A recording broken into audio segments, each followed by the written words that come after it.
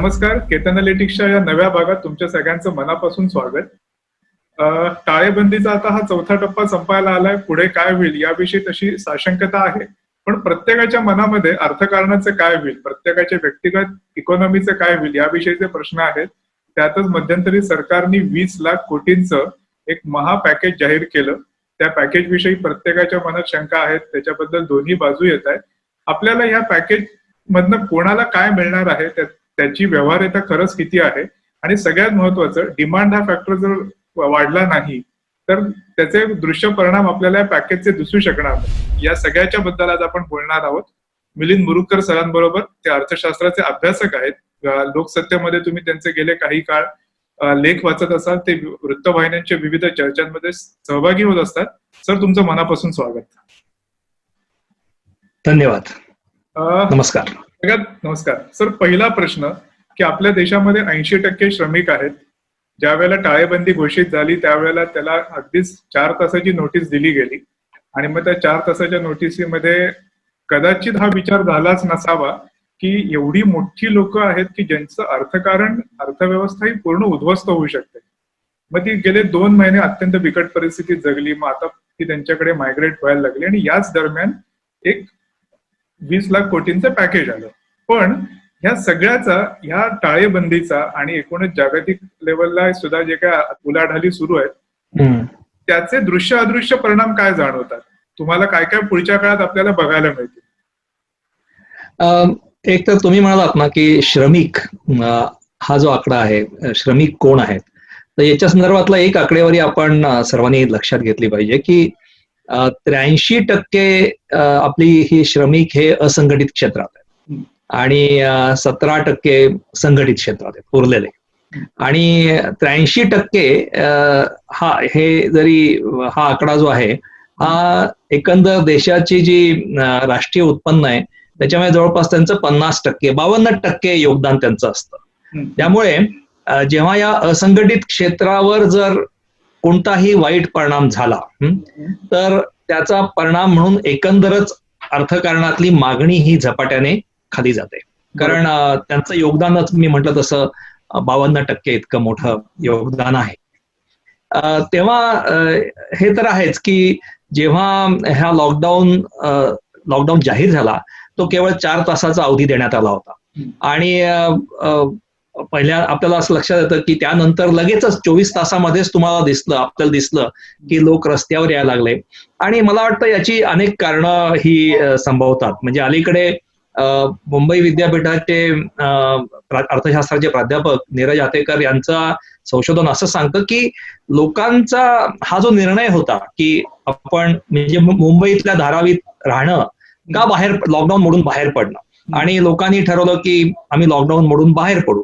आणि नीरज आतेकर असं म्हणतात की त्यांचा म्हणणं असं त्यांच्या अभ्यासानुसार की हा निर्णय लोकांचा हा एका अर्थाने अत्यंत विवेकी निर्णय होता असं त्यांचं म्हणणं आहे. कारण त्यांचं असं म्हणणं आहे की लोक इतके दाटीवाटीत राहत असतात, त्यांना माहिती आहे आरोग्य सुविधा कशा आहेत, त्यांना माहिती एकीकडे हे या माध्यम क्रांतीमुळे या करोना व्हायरस बद्दल सगळं माहिती झालेलं आहे, आणि एक प्रकारच्या भीतीचं वातावरण होतं. आम्हाला सोशल डिस्टन्सिंग ठेवण्याचं सांगण्यात येत आहे, परंतु आम्ही आता राहतोय कशा अवस्थेत,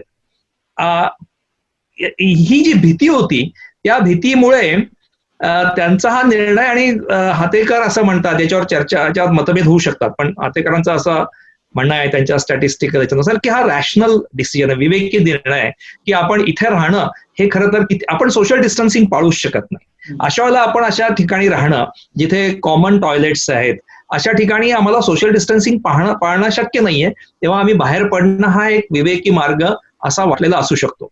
त्या पलीकडे भीती सुद्धा असू शकते, त्या पलीकडे इतर गोष्टी असतात. पण जास्त गंभीर मुद्दा असा की आपण जेव्हा एवढा मोठा राष्ट्रीय निर्णय घेतो तेव्हा याची काहीच कल्पना नसणं किंवा याबद्दल काहीच खबरदारी घेता न येणं हे पटत नाहीये. कारण तुम्ही पाहिलं याचा आधीचा मोठा अवधी हा असं काही असू शकत नाही की लॉकडाऊन आज सकाळी माझ्या डोक्यात आलं आणि संध्याकाळी असं असणार नाही. हा विचार आधीपासून, कारण बऱ्याच काळ आधीपासून करोनाचं संकटावर चर्चा आहे, तेव्हा लॉकडाऊनचा निर्णय हा आधीपासूनच्या चर्चेमध्ये मुद्दा आलेला असणार. ही जर प्रक्रिया मला असं वाटतं जर डेमोक्रेटिक असती तर हा मुद्दा उपस्थित झाला असता. उदाहरणार्थ पंतप्रधान जर पत्रकार जगभरातले सर्व नेते हे नेहमी नियमित पत्रकार परिषदा घेतात, तेव्हा कदाचित अशा पत्रकार परिषदा घेण्याची प्रथा आपल्याकडे असती तर हा मुद्दा उपस्थित झाला असता आणि मग काही वेगळा विचार करता आला असता. त्यामुळे ही अतिशय दुर्दैवाची गोष्ट होती. म्हणजे की त्यामुळे हा पॅराडॉक्स आपल्याला दिसतो की जेव्हा आपला इन्फेक्शनचा रेट हा अतिशय कमी होता, इन्फेक्टेड लोकांची संख्या कमी होती आणि मृत्युमुखी पडलेल्यांची देखील संख्या कमी होती, तेव्हा आपण अत्यंत कठोर असा लॉकडाऊन लादला आणि जेव्हा ही संख्या वाढते तेव्हा आता आपण लॉकडाऊन शिथिल करतो आहोत. हे जर हा एक विचित्र म्हणजे हा विरोधाभास आपल्याला दिसतो आणि हा दुर्दैवाची गोष्ट आहे की हा जो फटका या असंघटित क्षेत्राला बसला आणि त्याची आपण काही काळजी घेतली नाही, ही अत्यंत खेदपूर्वक म्हणजे खेद वाटण्यासारखी गोष्ट आहे. सर याच्यात एक मी याला जोडून प्रश्न की 4 वर्षांपूर्वी किंवा 3.5 वर्षांपूर्वी असाच एक निर्णय घेतला गेला नोटाबंदीचा, त्याच्यामध्ये पण इव्हेंच्युअली हाच श्रमिक वर्ग भरडला गेला जो तुम्ही म्हणालात तसा. म्हणजे मला आठवतंय की मी त्याच्यानंतर अगदी टॅक्सीवाल्यांपासून अनेकांशी बोललो तर ते प्रचंड अस्वस्थ होते, त्यांच्यात तर कित्येकांची इतकी टोकाची भावना झाली होती आयुष्याबद्दलची. तर या दोन्ही वेळेला हा जो तुम्ही म्हणालात तसं की जीडीपी मध्ये ज्या वर्गाचं 52% योगदान आहे तोच वर्ग नेमका का विसरला जातो, हे का घडतं?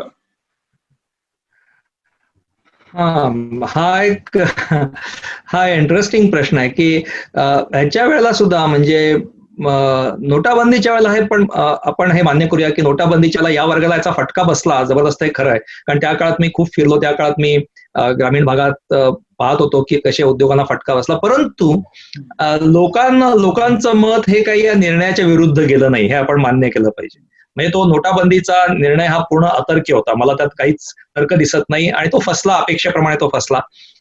पण तरी सुद्धा लोकांचा सहानुभूती सरकारला होती, कारण नरेंद्र मोदींच्या मागे होती. कारण असं वाटलं होतं की एक आपला नेता एका प्रचंड मोठ्या ज्याची म्हणजे ज्यांचे हितसंबंध काळ्या पैशामध्ये गुंतलेले आहेत पॅरलल इकॉनॉमीमध्ये, अशा लोकांशी लढतो आहे आणि त्यामुळे मोठा काळा पैसा, श्रीमंतांना याचा फटका बसणार आहे, काळ्या पैसेवाल्यांना याचा फटका बसणार आहे.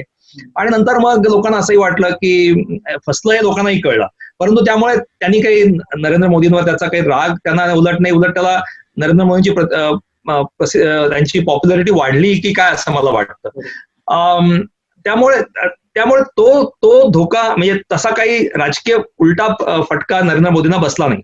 आणि तुम्ही असं लक्षात घ्या की आत्ताचा जो एक वर्ग आहे जो ओपिनियन मेकर आहे, तो ओपिनियन मेकर वर्ग मात्र या असंघटित क्षेत्राच्या वरचा वर्ग आहे आणि त्यामुळे या ओपिनियन मेकर वर्गाची एक वेगळं एक प्रभाव आज माध्यमांवर आहे आणि त्यामुळे खऱ्या अर्थाने हे जे आर्थिक प्रश्न आहेत ते झाकाळून जाऊन राष्ट्रवादाचे प्रश्न किंवा असे भावना उद्दीपित करणारे प्रश्न हे कायम गेल्या 5-6 वर्षामध्ये तुम्ही पाहिलं असेल, कायम त्यांचा प्रभाव राहिलेला आहे. त्यामुळे या वर्गाची ताकद इतकी मोठी आहे. उदाहरणार्थ मी या वर्गाची ताकद सांगायची असेल तर निर्मला सीतारामन जेव्हा पॅकेज जाहीर केलं तेव्हा त्यांनी मध्यम वर्गाची व्याख्या केली, जी व्याख्या कोणी केली नव्हती, पण त्यांच्या मते मध्यम वर्ग कोणता, तर त्या म्हणाल्या की महिन्याला 50,000 ते 1.5 लाख हे जे इतकं कमवणारा मध्यम वर्ग, हे लोक मध्यम वर्ग असं त्यांना म्हणायचंय. आता खरं तर 50,000 महिन्याला नियमित मिळकत आणि ते 1.5 लाख ही मिळकत कमवणारे लोक हे या देशाच्या संबंध लोकसंख्येच्या वरच्या 5 किंवा 10% आहेत. तो मध्यम वर्ग नाही, तो खूपच वरचा आहे. म्हणजे त्यांच्या मध्यम वर्गाचं आकलन देखील असं आहे. परंतु हा वर्ग उच्च वर्ग आहे पण स्वतःला मध्यम वर्ग म्हणवतो आणि त्याची एक प्रचंड ताकद माध्यमांवर आहे, ओपिनियन बनवता येतं. त्यामुळे आतापर्यंत नरेंद्र मोदींना या वर्गाची साथ आहे आणि जो खालचा वर्ग देखील आहे तो यांनी प्रभावित झालेला आहे असं आपल्याला दिसतं.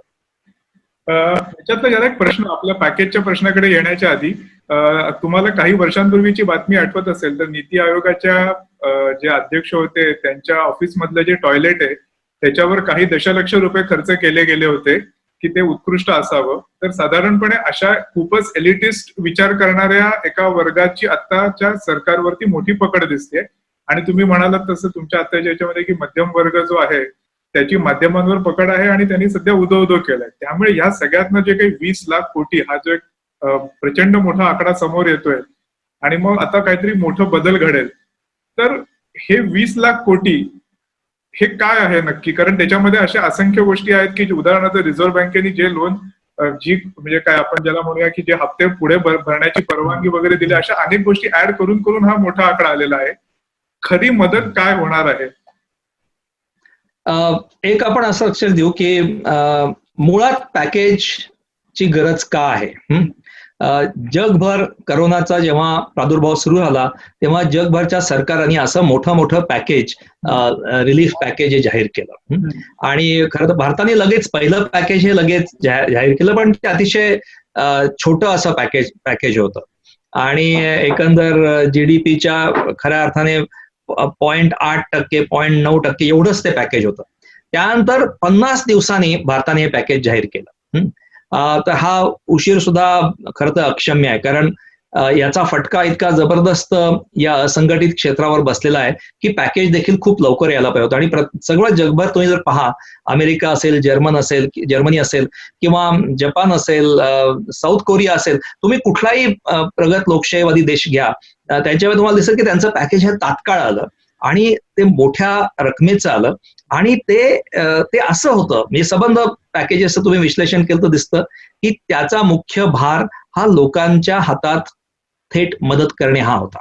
म्हणजे पॅकेजची मुळात गरज काय? तर हे जे संकट आहे हे आपण असं म्हणतो की शतकातलं एखादं मोठं संकट, इतकं प्रचंड मोठं संकट आहे की जेव्हा तुमची सबंध अर्थव्यवस्था 2-2.5 महिने पूर्णतः ठप्प होते, असं जेव्हा होतं तेव्हा हे मोठं संकट असतं.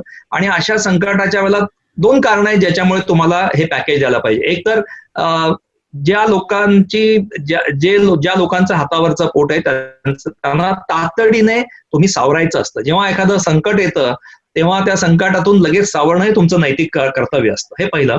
आणि दुसरं, जेव्हा या लोकांची मिळकत इतकी कमी होते तेव्हा अर्थव्यवस्थेमधली मागणीच प्रचंड कमी होते.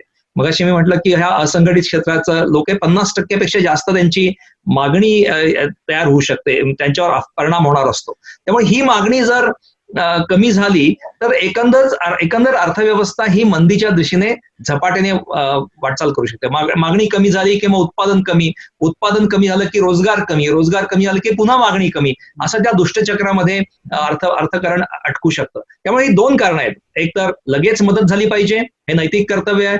आणि त्या दुसरं की मागणी कमी होता कामा नये. आणि ह्या 2 गोष्टींसाठी सगळ्या जगभरची सरकारांनी मोठी पॅकेजेस जाहीर केली. आपलं जे पॅकेज आलं, एक मी सांगितलं, पहिलं पॅकेज होतं ते 0.8% ऑफ जीडीपी, असं मी पाहिलं की त्यातला मुख्य भर लोकांना लगेच रिलीफ देणे हा होता. आणि त्यात त्यांनी असं म्हटलं की आम्ही रेशनचा कोटा वाढवून दिला, काही स्वस्त धान्य, मोफत धान्य दिलं. आणि त्याच्यामध्ये त्यांनी असं म्हटलं की 1 किलो डाळ प्रत्येक कुटुंबाला दिली. आता बघा तुम्ही, 1 किलो डाळ ही अत्यंत किरकोळ गोष्ट आहे की 5 जणांच्या कुटुंबाला 1 किलो, पण आणि ती सुद्धा मिळाली नाही. पण त्यांनी काही ना काहीतरी हे करायचा प्रयत्न केला. त्यानंतरचं पॅकेज, म्हणजे त्यामुळे ही अत्यंत अपुरी मदत होती. त्याच वेळेला त्यांनी हेही केलं की 500 रुपये जनधन अकाउंट मध्ये महिलांना 500 रुपये 4 महिन्यासाठी द्यायचं त्यांनी सुरू केलं. आता हा सुद्धा आकडा तुम्ही जर पाहिला तर प्रत्यक्षामध्ये किती येतो तो आकडा? जर तुम्ही 5 जणांचं कुटुंब, आपल्याकडे नियोजन करताना 5 जणांचं कुटुंब मानलं जातं, तर साधारणपणे 4 रुपये रोज असं ते प्रत्येक माणसाला, असं ते अनुदान आहे. म्हणजे फार किरकोळ असं अनुदान ते आहे. त्यामुळे पुढचं पॅकेजमध्ये आपल्याला भरघोस काहीतरी मिळेल अशी अपेक्षा होती. परंतु दुर्दैवाने पुढच्या पॅकेजमध्ये आपल्याला असं फारसं, म्हणजे ज्याला आपण डायरेक्ट लोकांच्या हातामध्ये क्रयशक्ती देणारं असं काही होतं तर ते फार कमी आहे. आणि ते काय आहे तर तुम्ही मनरेगाचे पैसे वाढवलेले आहेत, ते 60,000 होते, ते 1 लाख कोटी केलेत. कारण आता ग्रामीण भागामध्ये लोकांना रोजगार लागेल. लोक स्थलांतरित मजूर आपण पाहिले की जे कोट्यावधी मजूर ग्रामीण भागात गेलेले आहेत, त्यांच्यासाठी त्यांनी ते बजेट वाढवलं. पण ते बजेट वाढवलं म्हणजे ते लगेच लोकांच्या हातात पैसे जाणार नाहीयेत. ते जेव्हा मनरेगाची कामं सुरू होतील आणि ती झाली, त्याच्यातले अडचणी आहेत, त्यानंतर पैसे जाणार आहेत. त्यामुळे तो आकडा अतिशय छोटा आहे. 20 लाख कोटी हा आकडा प्रचंड मोठा आहे. परंतु प्रत्यक्षामध्ये 20 लाख कोटी म्हणजे होतात ते 10 एकंदर राष्ट्रीय उत्पन्नाचे, आपलं राष्ट्रीय उत्पन्न हे 200 लाख कोटी आहे. 20 लाख कोटी हे जवळपास म्हणजे 10% असं त्याच्या राष्ट्रीय उत्पन्नाच्या होता. परंतु प्रत्यक्षामध्ये थेटपणे लोकांना मदतरूप होणारं आणि लोकांची क्रयशक्ती वाढवणारं हे फक्त 1% एवढीच त्याच्यातली मदत आहे. बाकी सगळे तुम्ही जसं म्हणालात तसं कर्जाचे हप्ते हे पुढे ढकलणं, राईट, त्याच्यावरची त्यामुळे ह्या लिक्विडिटी वाढवणे यासाठी किंवा कर्ज देणं यासारख्या गोष्टीमध्ये आहेत. किंवा ज्याला निर्मला सीतारामन यांनी मध्यम वर्ग म्हटलं, त्या 50,000 ते 1-1.5 लाख महिना कमवणाऱ्या लोकांना त्यांनी फ्लॅट घेण्यासाठी म्हणून त्यांना काही सवलत दिलेली अशा प्रकारचं आहे. परंतु आता तातडीने लोकांना जी मदत पाहिजे, ज्या लोकांचे रोजगार गेलेत, मी आता अनेक लोकांशी बोलतो. उदाहरणार्थ मी एक उदाहरण सांगतो तुम्हाला. मी काल कोपरगाव तालुक्यातल्या एका छोट्या गावातल्या न्हाव्याशी बोलत होतो मुद्दाम. आणि ते छोटं गाव आहे पण तिथे 30-40 न्हावी आहेत. आणि ते आता न्हाव्याचा व्यवसाय असा आहे की तो 2.5 महिने तर बंद आहेच पूर्ण, आणि पुढचं वर्षभर कदाचित बंद राहील, माहित नाही. त्यामुळे हे इतकं भयानक संकट आहे. ह्या लोकांची हाल, हे न्हावी एक उदाहरण आहे, पण तसे सर्वच लोक म्हणजे धोबी असतील, हातगाडीवाला असेल, ह्यांची आज क्रयशक्ती शून्य आहे. आणि हे म्हणजे उदाहरणार्थ बघा की सेंटर फॉर मॉनिटरिंग इंडियन इकॉनॉमीचा एक आत्ताच अभ्यास त्यांनी केला आणि त्यांचं असं म्हणणं आहे की भारतातली फक्त 34% कुटुंब अशी आहेत की ज्यांचं जे बचत आहे ती बचत 1 आठवड्यापेक्षा जास्त काळ ती पुरू शकते. म्हणजे इतकी वाईट अवस्था लोकांची आज आहे. तर त्यांना आपण मदत ती केली, फक्त काही प्रमाणात धान्याची मदत केलेली आहे आणि ती अत्यंत तुटपुंजी मदत आहे. पण याच्यावरती जो आता एक म्हणजे राजकीय भाग असला तरी की राहुल गांधींपासून अनेकांचं असं म्हणणं आहे की डायरेक्ट ट्रान्सफर एक सर्टन रक्कम काही असेल ती पर कुटुंब ती 5,000 रुपये असेल किंवा अजून काही असेल, हा मार्ग हा पहिल्याच पॅकेजमध्ये असायला हवा होता. कारण ते जर झालं असतं तर किमान ही लोक सर्व्हाइव्ह झाली असती. म्हणजे मला याच्यात एक प्रश्न असा पडतो की आपण आता अचानक सगळेच जण चिंतेत आलोय की एवढे मजूर सोडून गेलेत, आता महाराष्ट्रामध्ये अनेक सुरू असलेले कारखाने असतील किंवा मेट्रो सारखे प्रकल्प असतील, तिथे मजूर मिळणार नाही. हे जर हे पॅकेज आधीच जाहीर झालं असतं तर हे लोक गेली नसती आणि किमान त्यांची जी काही म्हणजे ज्यांना जो दाह सहन करावा लागला तो कमी करावा लागला असता. हा मार्ग होता डायरेक्ट ट्रान्सफरचा? अर्थातच होता हा मार्ग. म्हणजे आणि हा मार्ग सगळ्या जगभर वापरलेला आहे. म्हणजे तुम्ही पहा, अमेरिकेतलं उदाहरण द्यायचं असेल तर तुम्हाला आपण म्हणजे आपल्याकडचे जे लोक तिथे गेलेले आहेत त्यांना जरी आपण विचारलं तर त्यांना ते सांगतील आपल्याला, जे स्थायिक झालेत, की करोनाचं संकट त्यांनी आलं त्यांना जेव्हा लक्षात आलं ह्याचं संकट केवढं आहे, त्यांनी जर पहिलं पॅकेज दिलं, त्यांनी तातडीने त्या पॅकेजमधून अमेरिकेला जवळपास 80% लोकांना प्रत्येक माणसाला $1,200 त्यांच्या खात्यात जमा केले. $1,200. म्हणजे मी जर त्याचे रुपयामध्ये काढायचं असेल तर आपण थेटपणे 70-75 गुण चुकीचं आहे, कारण त्याला पर्चेसिंग पॉवर पॅरिटीचा मुद्दा असतो. पण साधारणपणे 26-27 हजार रुपये अशी त्यांनी थेट रक्कम जमा केली. म्हणजे माझ्या ओळखीचे एक जण आहेत, त्या 2 जण आणि त्यांचं एक बाळ, 1200 अधिक 1200 आणि बाळाचे $500 एवढे त्यांच्या खात्यात जमा झाले. आणि तिथल्या छोट्या उद्योगांना त्यांनी सांगितलं, जर्मनीमध्ये देखील झालं, अमेरिकेमध्ये झालं, की तुम्ही जर तुमचे जे कामगार आहेत त्यांना तुम्हाला हे पैसे दिलेले आहेत आणि हे पैसे जर तुम्ही तुमच्या कामगारांच्या वेतनासाठी वापरले तर हे पैसे तुम्ही आम्हाला परत द्यायची गरज नाही. म्हणजे तुम्हाला ग्रँट आहे, ती मदत झाली. पण तुम्ही कामगारांच्या वेतनासाठी वापरले नाहीत तर मात्र हे तुमच्यासाठी कर्ज आहे जे तुम्हाला परत द्यावं लागेल. अशा पद्धतीने वेज सबसिडी ज्याला म्हणता येईल, असं थेटपणे लोकांच्या हातात थेटपणे दिलेले पैसे आहेत हे. आणि हे कॅश ट्रान्सफरची हा सर्वात महत्वाचा मार्ग आपल्याकडे होता आणि आजही आहे, आणि आजही ते केलं पाहिजे असं मला वाटतं. कारण मला एक आकडा सांगायचा आहे की तळातले जे 5% लोक आहेत, आपण जर आर्थिकदृष्ट्या सर्वात शेवटच्या तळातले 5% जे लोक असतील, त्यांची सुद्धा जी त्यांचे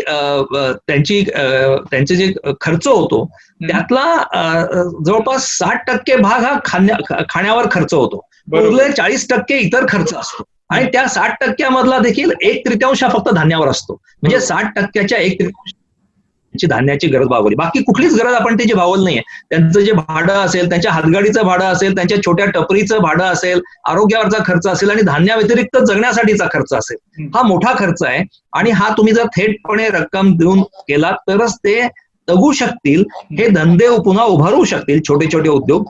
आणि हे करणं अवघड नाहीये. कदाचित तुम्ही पुढे प्रश्न विचारला याची फिजिबिलिटी काय, किती खर्च येईल, याविषयी आपण चर्चा करू, पण हे करणं जाणं आवश्यक आहे. मीच तुम्हाला म्हटलं की बाबा डायरेक्ट ट्रान्सफरचा मार्ग होता का, आणि तुम्ही म्हणालात की तो अर्थातच होता. पण एक प्रश्न, सामान्य माणूस असं एक कॉमन आपल्याकडे म्हटलं जातं की अरे आपला देश 130 कोटी लोकांचा आहे, मग भारत सरकारला हे एवढं शक्य होतं का? तर खरंच एक डेव्हिल्स ऍडव्होकेट म्हणून आपण समजा मला विचारू असं वाटलं की सर हे शक्य होतं का, की आपण 5,000 सारखी रक्कम देऊ शकलो नसतो का? एक या संदर्भात मी तुम्हाला ना एक आकडा सांगतो की, आणि हा परिकित घोष नावाचे एक अर्थतज्ञ आहेत, त्यांनी हा पहिल्यांदा मांडला हा मुद्दा.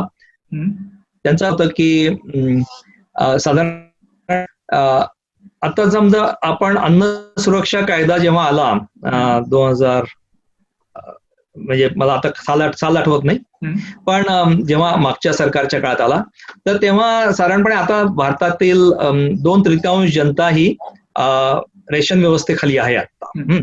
तर त्यांनी असं म्हटलं होतं की ह्या 2/3 जनतेला तुम्ही धान्य दिलं, त्या व्यतिरिक्त तुम्ही पुढे जाऊन जर 5,000 रुपये महिना प्रत्येक कुटुंबाला आणि असे 6 महिने पुढचे द्यायचं ठरवलं, म्हणजे 30,000 रुपये होतील. असे तुम्हाला 80 कोटी लोक त्याच्यामध्ये येतील. तर 80 कोटी लोकांना, 130 कोटीच्या पैकी 80 कोटी लोकांना तुम्ही हे जर दिलं तर जी रक्कम येईल ती रक्कम ही देशाच्या एकंदर राष्ट्रीय उत्पन्नाच्या जवळपास 3% आसपास येते. 3% रक्कम ही तुमची, म्हणजे 5,000 रुपये प्रत्येक महिना पुढील 6 महिने असं तुम्ही देऊ शकता. आता बघा तुम्ही की अमेरिकेने 12% त्यांच्या राष्ट्रीय उत्पन्नाच्या 12% रक्कम ठरवली आहे. जर्मनीची 10%, जर्मनीचे 20%. हे त्यांच्या देशाच्या, युरोपच्या इतिहासात एवढं त्यांनी केलेलं नाही, अमेरिकेच्या इतिहासात एवढे पैसे त्यांनी टाकलेले नाहीयेत. त्यामुळे त्यांचे आकडे पहा, त्यांचं राष्ट्रीय उत्पन्न मोठं असतं, अर्थातच श्रीमंत देश आहेत, त्याच्या 10%, 20% म्हणजे तर आणखीनच खूप. तर आपण तेवढी रक्कम तर म्हणत नाहीये, पण आपल्या देशाच्या 3% रक्कम, राष्ट्रीय उत्पन्नाच्या 3% रक्कम ही काही प्रचंड मोठी रक्कम नाहीये. आणि मी सांगितलं तसं तुम्ही 80 कोटी लोकांना याच्यामध्ये कव्हर करू शकाल. त्यामुळे म्हणजे माझं तर म्हणणं आहे की याच्यापेक्षा जास्त लिबरल असलं पाहिजे, कारण रेशन व्यवस्थेमध्ये नसलेले लोक देखील मोठ्या प्रमाणावर आहेत. आणि आत्ताची गरज आपली काय आहे की आता लोकांना जगवायचंय, आता अर्थव्यवस्थेमधली मागणी ही पडणारी मागणी थांबवायची आणि अर्थव्यवस्थेला गती द्यायची, हे दोन्ही गोष्टी पाहता हे शक्य आहे आणि हे करणं अत्यंत आवश्यक आहे असं वाटतं मला. एक मगाचा प्रश्न की तुम्ही स्किप करू शकता, पण हा जो एलिटिस्ट विचार आहे आत्ताच्या दिल्लीमध्ये बसलेल्यांचा, तो हे करू देत नाहीये का? त्यांना भानच नाहीये की ही गरज आहे आणि हे नाही झालं तर कधीच डिमांड वर येणार नाही? मला वाटतं त्याच्यामध्ये 2 मतप्रवाह आहेत हे मान्य करू, आणि एका मतप्रवाहाचा सरकारवर कदाचित प्रभाव असेल. आणि तो विचार असा आहे की समजा सरकार यासाठी, अर्थात हे जर करायचं असेल, मोठ्या प्रमाणावर लोकांना जर लोकांच्या हातात रोख रक्कम द्यायची असेल तर सरकारला अर्थातच कर्ज काढावं लागेल. आणि हे सर्व जगाने केलेलं आहे ते, की आपल्या मिळकतीच्या पलीकडे जाऊन केलेलं आहे. त्यामुळे तुम्हाला मार्केटमधून पैसे उभे करावे लागतील किंवा नोटा छापाव्या लागतील, हे सगळं करावं लागेल. तर एक विचार प्रवाह असा आहे की जर असं केलं आपण तर क्रेडिट रेटिंग एजन्सी ज्या असतात त्या, म्हणजे इंटरनॅशनल क्रेडिट रेटिंग एजन्सीज, त्या भारताला डाऊनग्रेड करतील आणि मग पुन्हा भारताला जेव्हा कर्ज घ्यायची वेळ येईल तेव्हा ते कर्ज मिळणार नाही. परंतु हा जो मुद्दा आहे ना, आणि ह्या मुद्द्याचा प्रभाव की जग काय म्हणेल किंवा जगाच्या क्रेडिट एजन्सीचा मुद्दा हा प्रभावी ठरलेला असू शकेल. सरकारने असं कारण कोणतंच दिलेलं नाहीये, पण आपण केवळ हे स्पेक्युलेट करू शकतो. Calculate करू शकतो. पण याचे जे प्रतिवाद झालेत ते मला पटतात. म्हणजे या संदर्भात अभिजित बॅनर्जी म्हणतात की क्रेडिट रेटिंग एजन्सीकडे लक्ष द्यायचं कारण नाही. आता देशातली डिमांड ही महत्वाची आहे आणि सगळं जग हे जर असं करत असेल तर क्रेडिट रेटिंग एजन्सी अर्थातच तौलनिक दृष्ट्या पाहतात. सगळं जगत असं करत असताना तुम्ही याची काळजी करायचं कारण नाही. उदाहरणार्थ इंटरनॅशनल मॉनिटरी फंडच्या मुख्य अर्थतज्ञ गीता गोपीनाथन या म्हणतात, आणि गीता गोपीनाथन किंवा IMF कधीही सरकारचा खर्च कमी असावा असं म्हणणारे लोक आहेत, म्हणजे ज्याला आपण उजव्या विचाराचे असे लोक आहेत. परंतु ते देखील असं म्हणतात आज परिस्थिती अशी आहे की तुम्ही हे बघू नका की क्रेडिट रेटिंग एजन्सीज काय म्हणतात, कारण सगळं जगच तसं करतंय. त्यामुळे तुम्ही जास्त लोकांचं संरक्षण करा आणि अर्थव्यवस्थेमधली मागणी वाढवा.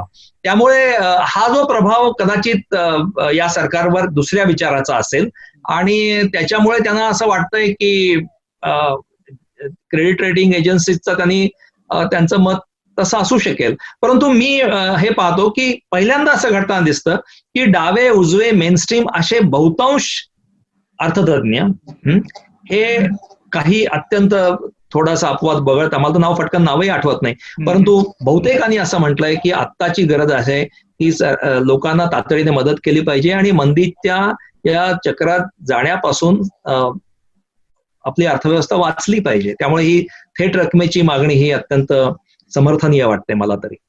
तुम्ही एकदम परफेक्ट म्हणाल की क्रेडिट रेटिंग एजन्सीच्या रेटिंग बद्दल चिंता करायचं कारण नाही, कारण आपण गेल्या काही वर्षात बघितलंय की 2 एजन्सीचे एकाच वेळेला एका मागोमागे 15 आठवड्याच्या अंतराने आलेल्या अहवालांमध्ये एकाने आपलं रेटिंग वर ठेवलं, एकाने रेटिंग खाली ठेवलंय. त्यामुळे त्याच्यामध्ये काही गोंधळ असू शकतात.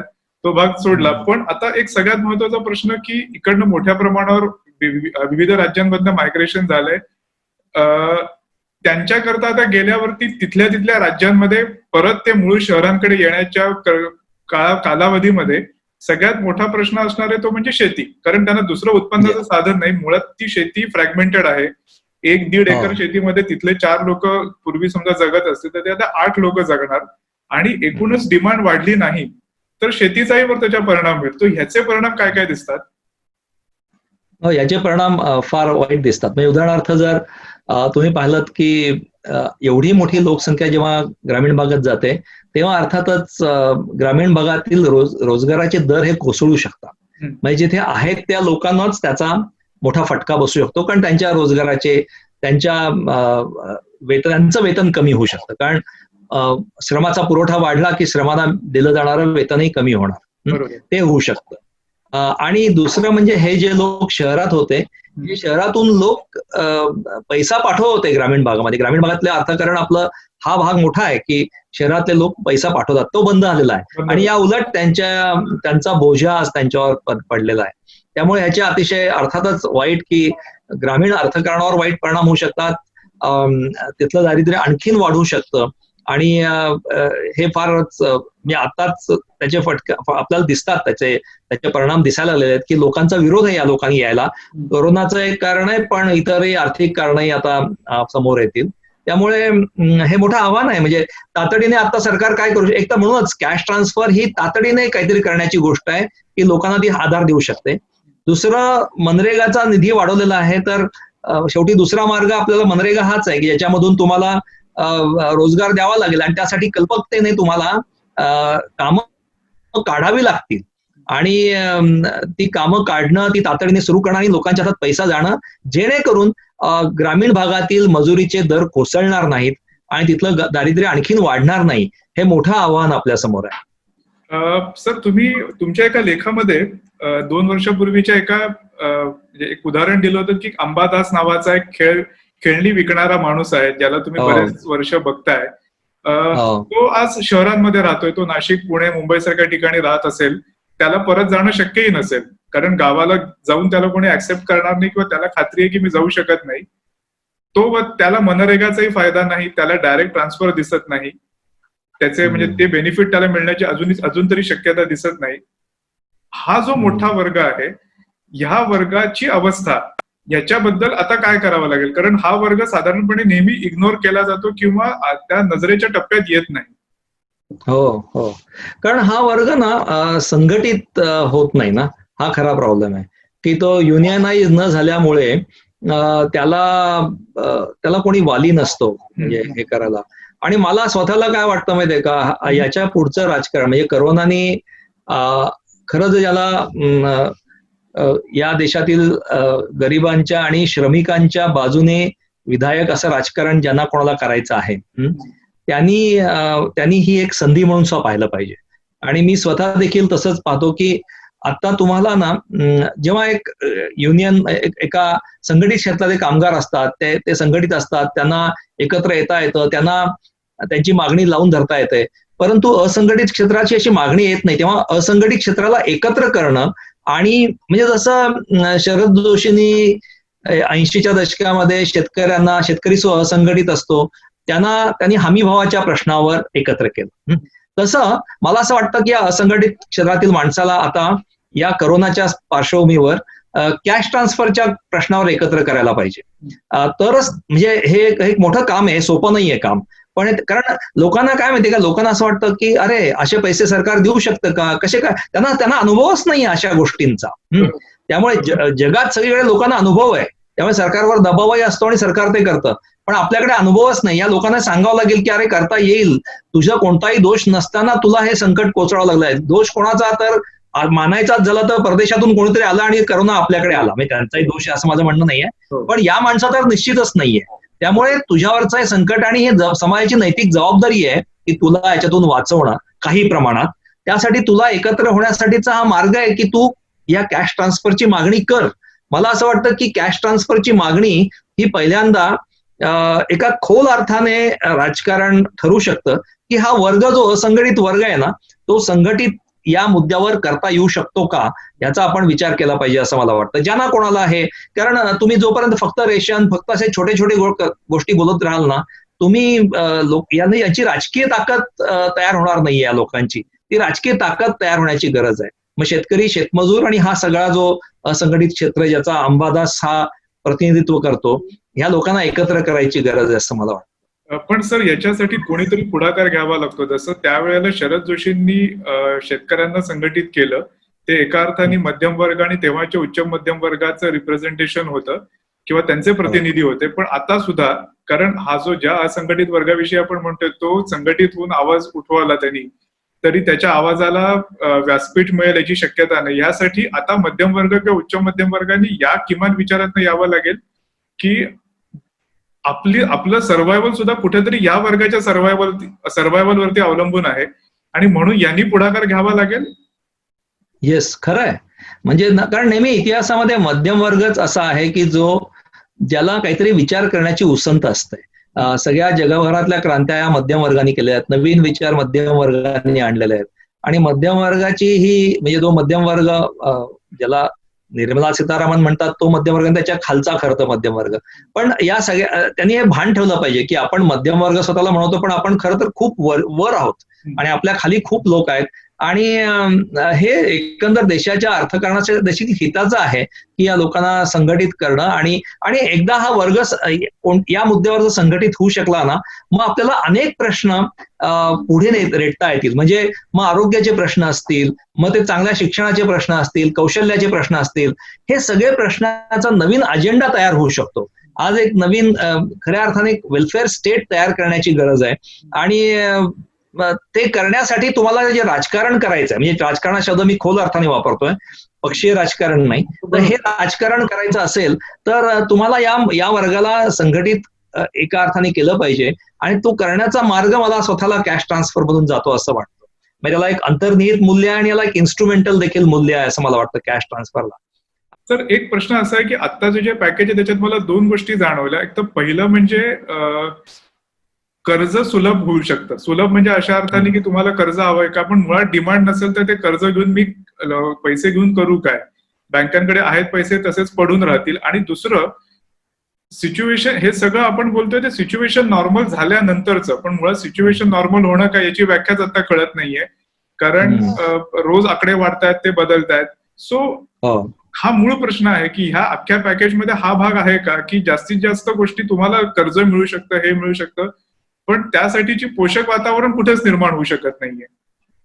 हो, तो आता तर असं दिसतंय की हे जे कर्ज सुलभ करणं, म्हणजे तुम्ही जर पाहिलं ना, खरं तर करोनाच्या आधीपासूनच बघा तुम्ही, देशाची अर्थव्यवस्था ही अतिशय वाईट अवस्थेकडे चाललेली होती.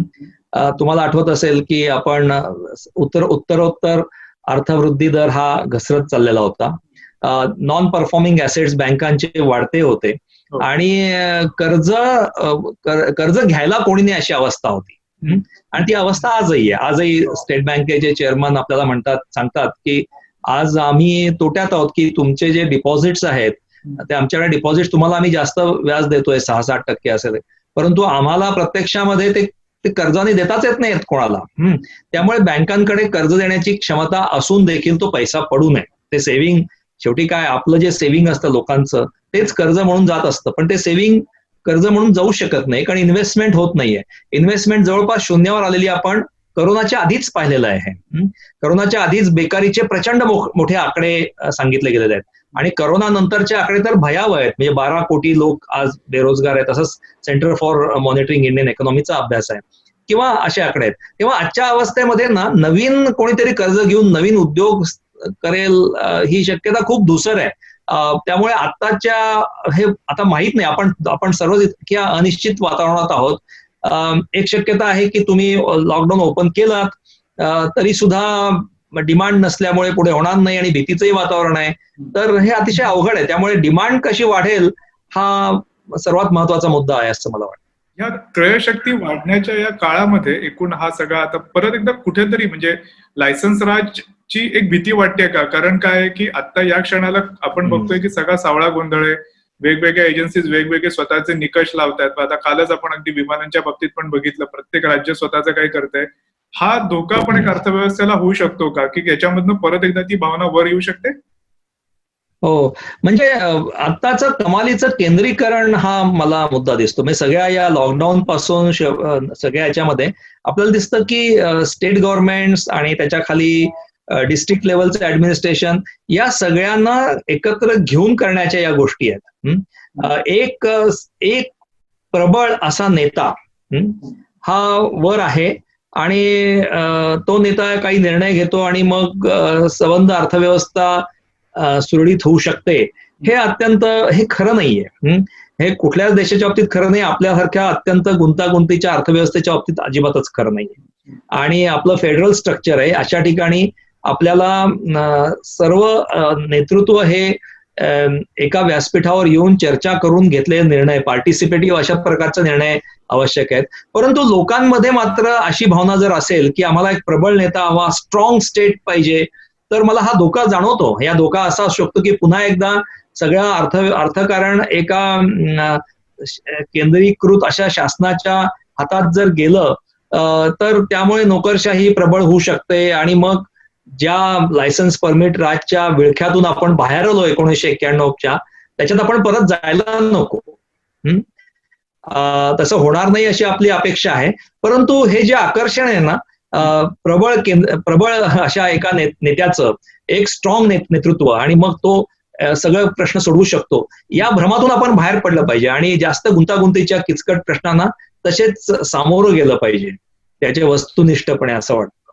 तर याच्यात एक उपप्रश्न की प्रबळ नेतृत्वाबद्दलची कायम अपेक्षा असते की नेतृत्व प्रबळ असायला हवं. करताना आपण सरसकट मोठ्या प्रमाणावर प्रशासकीय नेतृत्वच बळकट व्हावं, ते सक्षम व्हावं आणि याच्याकडे दुर्लक्ष करतो. कारण असं असतं की आपल्यापैकी आपल्या प्रत्येकाचा अंश कुठे ना कुठेतरी त्या प्रशासकीय नेतृत्वाशी निगडीत असतो, पण आपण त्याच्याकडे दुर्लक्ष करतो. तर ह्या भावनेचा पुनर्विचार करण्याची गरज आहे.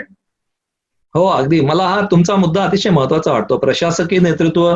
कारण ना तुम्ही सरकारची कोणतीही योजना पहा, ती राबवायची असेल ना तर ती खाली वेगवेगळ्या पातळीवर तुम्हाला म्हणजे त्याची अंमलबजावणी जिथे जिथे होते प्रत्यक्षामध्ये त्या ठिकाणचं नेतृत्व हे फार महत्वाचं नेतृत्व ठरतं. अगदी कॅश ट्रान्सफर जरी तुम्हाला करायची असेल ना तर संबंध देशाला जी कॅश ट्रान्सफरची योजना आखावी लागेल, ज्या प्रकारे सगळी सिस्टीम बांधावी लागेल, त्या ठिकाणी सर्वांचा सहभाग आवश्यक आहे. म्हणजे इथे केरळ मला वाटतं जास्त उदाहरण महत्वाचं आहे. केरळची आरोग्य व्यवस्था मी जेवढं वाचलं त्याच्यामध्ये कमालीचं डिसेंट्रलायझेशन आहे आणि तिथे प्रशासकीय कौशल्य खालपर्यंतचं हे त्याला कारणीभूत आहे. केवळ केरळचा एक मुख्यमंत्री सगळं करतोय आणि त्याच्यामुळे होतंय अशा तऱ्हेचं नाही येते. केरळचं एकंदर केरळचं जे मॉडेल आहे ते आरोग्याच्या बाबतीत असेल, शिक्षणाच्या बाबतीत असेल, तिथं कमालीचं विकेंद्रीकरण आणि खालपर्यंतचं प्रशासकीय कौशल्य, त्याचं नेतृत्व, याचं योगदान मोठं आहे. आणि आपल्याला आपली आता जी आपली मानसिक अवस्था आहे की अजूनही केरळनी म्हणजे या राज्यामध्ये फक्त 4 करोनाने मृत्युमुखी पडलेले आहेत. एक त्यातला गोव्याहून आलेला माणूस, प्रत्यक्षात 3च लोक करोनाने मृत्युमुखी पडले आणि अत्यंत कमी करोनाबाधित लोक आहेत. इतका असं होऊन देखील अजूनही आपण केरळचा एवढा हवा तेवढा उदो करत नाहीये, कारण तिथे एक माणूस एक हिरो नाहीये. तर संबंध सिस्टीमने ते केलेलं यश आहे. सिस्टेमिक यश आपल्याला एवढं महत्वाचं वाटत नाहीये का? खरं सिस्टेमिक यश महत्वाचं वाटलं पाहिजे. आणि एक व्यक्ती असं काही करू शकत नाही जादूच्या कांडीसारखं. सर, याच्यातला अगदी ह्या सगळ्या संभाषणातला शेवटचा प्रश्न पण याविषयी की तुम्ही आता म्हणालात तसं की केरळचं अख्खं यश हे सिस्टमॅटिक प्रयत्नातनं आलेलं आहे, ते एका व्यक्तीभोवती फिरत नाही. आणि ते पुन्हा तुम्ही आता त्यांच्या आरोग्य व्यवस्थेच्या यशाबद्दल बोललात. एकूणच भारताला, आपण रादर म्हटलं तर जगाला, की बाबा वर्ल्ड हेल्थ ऑर्गनायझेशन सारखी ऑर्गनायझेशन असेल, त्यांना आता युनिव्हर्सली हेल्थ सिस्टम अख्ख्या जगाची उत्कृष्ट असावी याची गरज वाटायला लागलेली आहे. तुम्हालाही वाटतं? आणि जर आपण WHO ला काय करायचा हा भाग सोडला तरी भारताच्या लेवलला सुद्धा आज देशातली जेवढी राज्य आहेत त्या राज्यांची एकत्रित आरोग्य व्यवस्था ही अतिशय बळकट असायला हवी. कारण कोरोनाने एक दाखवलं की एक माणूस जर आजारी पडला तर तो अख्खा देश आजारी पडू शकतो. सो ह्याविषयी आता धारणा निर्माण व्हावी लागेल काहीतरी. ऍब्सोल्युटली. म्हणजे ही संधी आहे मोठी. म्हणजे हे संकट आलं जरी नसतं ना तरी सुद्धा हे तेवढेच मोठा प्रश्न होता. कारण आपण बघा कसं होतं की आपल्याला इतके दिवस आपण असं म्हणत होतो की चीनचं यश आपण म्हटलं की तिथे चीनने एवढी मोठ्या प्रमाणावर प्रगती केली आणि आपण नेहमीच असं म्हटलं की चीनचं स्वस्त मनुष्यबळ त्यांनी वापरलं वगैरे. पण प्रत्यक्षात आपण त्याला एक चूक करतो. चीनचं फक्त स्वस्त नाही, ते चांगल्या दर्जाचं मनुष्यबळ आहे. तिथलं आरोग्य, तिथलं शिक्षण, याच्यामुळे चीनचं मनुष्यबळ हे चांगल्या गुणवत्तेचं आहे आणि त्याच्यामुळे त्या देशांनी तिकडे आलेल्या भांडवलाचा, तिथल्या तंत्रज्ञानाचा झपाट्याने त्यांनी स्वीकार केला आणि ते प्रगती साधली. आरोग्य आणि शिक्षण हा न टाळता येणारा भाग आहे आणि आरोग्य त्यातल्या त्यात म्हणजे आपलं आरोग्यावरचं GDPच्या प्रमाणात पाहिलं तर कधीही 1% आसपासच आपलं खर्च आहे. तो काही वाढलेला नाहीये. तो 3% वर असायला पाहिजे असं म्हणतात. म्हणजे सगळ्या चीनचाही तो मला वाटतं 3 ते 5% असा काहीतरी असणार आहे. त्यामुळे आपण त्या तुलनेत पाहिलं तर जगाच्या तुलनेत, चीनच्या तुलनेत कुठेच नाही होत आरोग्याच्या बाबतीमध्ये. त्यामुळे या कोरोनाच्या संकटामुळे चा एक फायदा आपण असा करून घेतला की यापुढे आपलं दर्जेदार सार्वजनिक आरोग्य व्यवस्था उभे करण्यासाठीच आपण जर प्रयत्न केलेत आणि ते सर्वात मोठा यापुढचा अजेंडा असला पाहिजे आणि सुदैवाने जागतिक पातळीवर देखील त्या अजेंड्याला पाठबळ मिळणार आहे.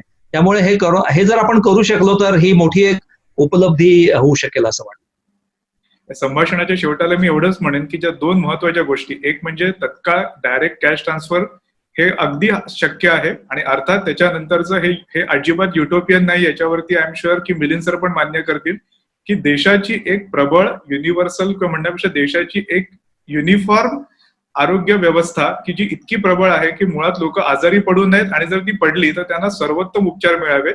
हे युटोपियन नाही, हे होऊ शकतं. या 2 गोष्टी व्हाव्यात आणि हे जर झालं त्याच्यासारखं आनंदाची गोष्ट नाही.